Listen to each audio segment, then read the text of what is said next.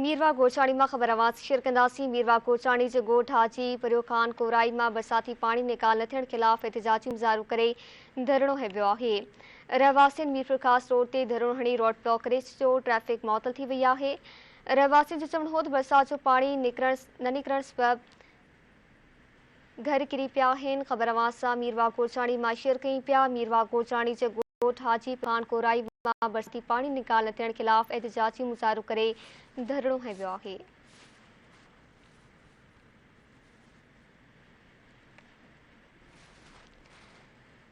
मीरवा गोचाणी में वधीक तफ़सील मालूम कंदासीं अरशद अली रुस्तमानी खां। जी अरशद, आगाह कजो।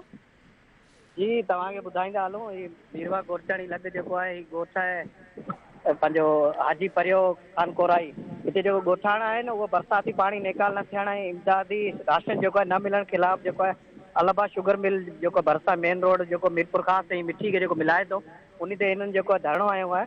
ऐं ॻोठाणनि जो जेको उन्हनि में जेके ॻोठाणा मौजूदु हुआ उन्हनि पूनम चंद हो ऐं नालू हो कृष्ण हो अमीर कोहली हो ऐं ॿियनि जी अॻवानी में जेको धरणो हंयो। उन्हनि जो इहो चवणु हो त गुज़िरियल जेको 1 महीने खां जेको आहे बरसाति जेको आहे पई आहे उन सां जेका ॻोठ जेके आहिनि ॿुॾी विया आहिनि। अञा ताईं जेको गोॾे जहिड़ो पाणी असांजे ॻोठ में मौजूदु आहे ऐं हुकूमत पारां जो आहे पाणी निकाल न कयो वियो आहे। ॿिए पासे जेको आहे असांखे को बि राशन फराहम न कयो। मददगार बणियल आहियूं, इन करे असीं मजबूर थी अॼु ॿारनि सां जेको आहे रोड ब्लॉक कयो आहे असांजी। महिरबानी अरशद तफ़सील ॾियण लाइ।